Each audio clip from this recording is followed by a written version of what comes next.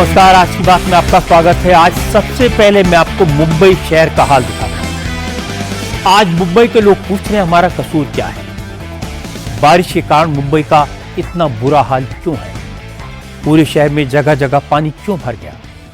मुंबई के कुछ इलाकों में 2 घंटे में 250 से 300 मिलीमीटर बारिश हुई। पूरे दिन में 177 mm बारिश दर्ज की गई। इसके बाद पूरी मुंबई थम गई। स्कूलों में छुट्टी कर दी गई। सरकारी दफ्तरों में कर्मचारियों को जल्दी घर जाने के लिए कहा गया, लेकिन कोई वक्त पर घर नहीं पहुंच पाया क्योंकि लोकल ट्रेन्स लेट चल रही हैं, पटरियां पानी में डूबी हैं, बेस्ट की बसों की रफ्तार धीमी है, सड़कों पर पानी भरा हुआ है, हर जगह या तो जाम लगा है या फिर लोग कई कई किलोमीटर पानी में पैदल चलकर घर पहुंचने की कोशिश कर रहे हैं। इस बात की भी बहुत चर्चा है कि जुहू में रहने वाले अमिताभ बच्चन, ऋतिक रोशन, अजय देवगन जैसे फिल्म स्टार्स के घरों में पानी भर गया है। अब मुंबई के लोग पूछ रहे हैं कि क्या हम लोग टैक्स नहीं देते। बीएमसी हर साल नालों की सफाई और ड्रेनेज सिस्टम को ठीक करने के लिए करोड़ों रुपए खर्च करती है, वो कहां जाता है। हर साल मुंबई में पानी क्यों भर जाता है। इस सवाल का बीएमसी के अफसरों ने क्या जवाब दिया, सरकार की तरफ से आज क्या सफाई की गई, इस पर बात करेंगे आज की बात में। और अब से थोड़ी देर पहले मौसम विभाग ने मुंबई, विरार, बसई, ठाणे समेत कोंकण के कई इलाकों में अगले 2 दिन के लिए भारी बारिश का रेड अलर्ट जारी किया है। इसका मतलब यह हुआ कि मुंबई में हालत और खराब हो सकती है। आज मुंबई के सड़कों का क्या हाल था, घरों में पानी कैसे भरा, ये आप देखेंगे तो आपको अंदाजा लगेगा कि आफत कितनी बड़ी है। मुंबई में 8 घंटों के दौरान 177 मिलीमीटर बारिश रिकॉर्ड की गई। चेंबूर में 177, दादर में 173, वडाला में 165, वर्ली में 170, वर्सोवा में 149, बांद्रा में 145 मिलीमीटर बारिश हुई। मुख्यमंत्री देवेंद्र फडणवीस ने हालात की जानकारी दी है। फडणवीस ने बताया कि नांदेड़ में 5 लोग लापता हैं। फडणवीस ने बताया कि कोंकण, जलगांव समेत राज्य के कई इलाकों में हालात काफी खराब हैं। बारिश की वजह से 7 लोगों की मौत हुई है। देवेंद्र फडणवीस ने कहा कि वो तेलंगाना, कर्नाटक की सरकारों से बात कर रहे हैं कि वो ज्यादा पानी न छोड़ें। मुंबई को लेकर फडणवीस ने कहा लोगों को परेशानी तो हो रही है, लेकिन सरकार कोशिश कर रही है कि ट्रैफिक पर ज्यादा असर न पड़े। लोकल सर्विस भी स्लो है, लेकिन कहीं कोई रुकावट नहीं है। फडणवीस ने मुंबई के लोगों से अपील की कि आने वाले कुछ दिन चैलेंजिंग है, इसलिए जहां तक हो सके अपने घरों में ही रहने की कोशिश करें। देखिए, महाराष्ट्र के करीब पिछले 2 दिनों में बहुत बड़े पैमाने पर बारिश हुई है। कई जिलों में रेड अलर्ट और ऑरेंज अलर्ट है और अगले 3 दिन भी अगर हम देखिए 21 तारीख तक विशेष रूप से महाराष्ट्र के आधे जिलों में कई रेड अलर्ट है, कई ऑरेंज अलर्ट है। हालांकि दिल्ली में पिछले 2 दिन से बारिश नहीं हुई है, लेकिन हरियाणा से लगातार पानी छोड़ा जा रहा है, इसलिए दिल्ली में यमुना का वाटर लेवल खतरे के निशान तक पहुंच गया है। लेकिन अगर दिल्ली में एक दिन अच्छी बारिश हो जाए तो दिल्ली का हाल मुंबई से भी बदतर हो जाता है। यह बात आज chief justice of India BR Gavai ने कही। केरल के एक मामले की सुनवाई हो रही थी। चीफ जस्टिस ने दिल्ली का हाल की बात की और कहा कि अगर दिल्ली में 2 घंटे बारिश हो जाए तो पूरा शहर ऐसा हो जाता है जैसे से लकवा मार गया हो। चीफ जस्टिस ने यह कमेंट केरल के त्रिशूर जिले में टोल प्लाजा मामले की सुनवाई के दौरान किया। असल में एक शख्स टोल ब्रिज पर 12 घंटे फंसा रहा। उसने हाईकोर्ट में पिटीशन फाइल की, कहा कि जब टोल पार करने में, एक सड़क पार करने में 12 घंटे लग रहे हों तो लोग टोल टैक्स क्यों दें।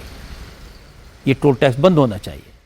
लेकिन टोल प्लाजा पर जब जाम लगता है तो सिर्फ टोल देने की प्रॉब्लम नहीं होती, और भी प्रॉब्लम्स होती हैं। इसका एक सबूत दिखाता हूं आपको। आज मेरठ में भूनी टोल प्लाजा पर कर्मचारियों ने सेना के एक जवान की बुरी तरह पिटाई कर दी। इससे नाराज गांव वालों ने भी टोल प्लाजा पर हमला किया, तोड़फोड़ की और नेशनल हाईवे को जाम कर दिया। इस जवान के गांव वालों का कहना है कि वो इस टोल प्लाजा को तब तक नहीं चलने देंगे जब तक इसके सारे कर्मचारियों को नौकरी से निकाला नहीं जाता। मौके पर पहुंची पुलिस ने हालात को कंट्रोल करने की कोशिश की, प्रदर्शनकारियों को शांत करने की कोशिश की, तोड़फोड़ करने से रोका और रास्ते से हटने की गुजारिश की। उपराष्ट्रपति के चुनाव को लेकर आज दिल्ली में काफी हलचल हुई। एनडीए की तरफ से महाराष्ट्र के गवर्नर सीपी राधाकृष्णन को कल ही उम्मीदवार घोषित कर दिया गया था। अब राजनाथ सिंह विरोधी दलों के नेताओं के साथ बात करके राधाकृष्णन के नाम पर सहमति बनाने की कोशिश कर रहे हैं। आज राजनाथ सिंह ने मल्लिकार्जुन खड़गे, डीएमके के चीफ के स्टालिन समेत विपक्ष के कई नेताओं से बात की। हालांकि विरोधी दलों ने फिलहाल अपने पत्ते नहीं खोले हैं। अब से कुछ देर पहले मल्लिकार्जुन खड़गे के घर पर विरोधी दलों के नेताओं की एक मीटिंग हुई। इस मीटिंग में उपराष्ट्रपति के चुनाव को लेकर विचार हुआ, लेकिन मीटिंग के बाद किसी नेता ने यह नहीं बताया कि विपक्ष सीपी राधाकृष्णन के खिलाफ किसी को मैदान में उतारेगा या नहीं। अब बात करते हैं चुनाव आयोग के खिलाफ विपक्ष के हल्ला बोल की, जो कई दिन से चल रहा है। आज विपक्ष ने chief election commissioner Gyanesh Kumar के खिलाफ महाभियोग प्रस्ताव लाने का शिगूफा छोड़ा। पहले विपक्ष मांग कर रहा था कि इलेक्शन कमिश्नर मीडिया के सामने आए, सवालों के जवाब दें। कल ज्ञानेश कुमार ने प्रेस कॉन्फ्रेंस की, सारे सवालों के जवाब दिए, तो अब विपक्ष ने महाभियोग की बात शुरू कर दी है।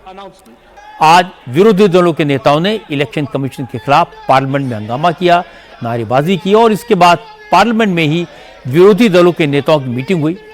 पता चला इस मीटिंग में चीफ इलेक्शन कमिश्नर के खिलाफ महाभियोग प्रस्ताव लाने पर विचार हुआ।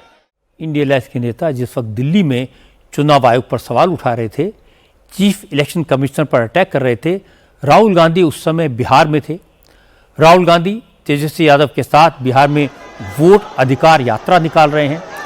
आज राहुल की यात्रा औरंगाबाद से गया पहुंच गई। गया में राहुल गांधी ने एक रैली को संबोधित किया और चुनाव आयोग पर हमला बोला। राहुल ने कहा कि फर्जी वोट चुनाव आयोग बना रहा है और एफिडेविट उनसे मांग रहा है, ये नाइंसाफी है। और अब बात करते हैं भारत और चीन के बदलते रिश्तों। गलवान की घटना के बाद पहली बार चीन के विदेश मंत्री वांग यी आज 2 दिन के दौरे पर भारत पहुंचे। दिल्ली पहुंचते ही वांग यी ने भारत के विदेश मंत्री एस जयशंकर से मुलाकात की। चीन और भारत के रिश्ते सुधारने के तौर तरीकों पर चर्चा की। वांग यी ने कहा कि आज वर्ल्ड ऑर्डर पूरी तरह से बिगड़ गया है। अमेरिका और दूसरे वेस्टर्न कंट्रीज अपनी जिम्मेदारियों से भाग रहे हैं। ऐसे में भारत और चीन मिलकर नया वर्ल्ड ऑर्डर बनाएंगे। वांग यी ने कहा कि दोनों देश सीमा पर हालात सुधारने में सफल रहे हैं। दोनों देशों के बीच डायरेक्ट फ्लाइट्स भी शुरू हो गई हैं और आगे चलकर भारत और चीन के रिश्ते एशिया और बाकी दुनिया के लिए काफी अहम होने वाले हैं। यूक्रेन युद्ध खत्म कराने के लिए आज अमेरिका के प्रेसिडेंट डोनाल्ड ट्रंप यूक्रेन के प्रेसिडेंट ज़ेलेंस्की से मिलने वाले हैं। व्हाइट हाउस में ये मीटिंग होगी। इस मीटिंग में ब्रिटेन के prime minister Keir Starmer, France के प्रेसिडेंट मैक्रों, जर्मनी के चांसलर मर्ज और इटली की प्राइम मिनिस्टर मेलोनी, फिनलैंड के प्रेसिडेंट अलेक्जेंडर स्टब, ये सब शामिल होंगे। इसके अलावा नेटो के सेक्रेटरी जनरल मार्क रूट और यूरोपियन कमीशन की president Ursula von der Leyen भी इस मीटिंग में मौजूद रहेंगी। 15 अगस्त को प्रेसिडेंट ट्रंप ने अलास्का में रूस के राष्ट्रपति पुतिन के साथ लंबी बात की थी और इसके बाद उन्होंने साफ किया था कि अब यूक्रेन में युद्ध रुकने का फैसला ज़ेलेंस्की के हाथ में है।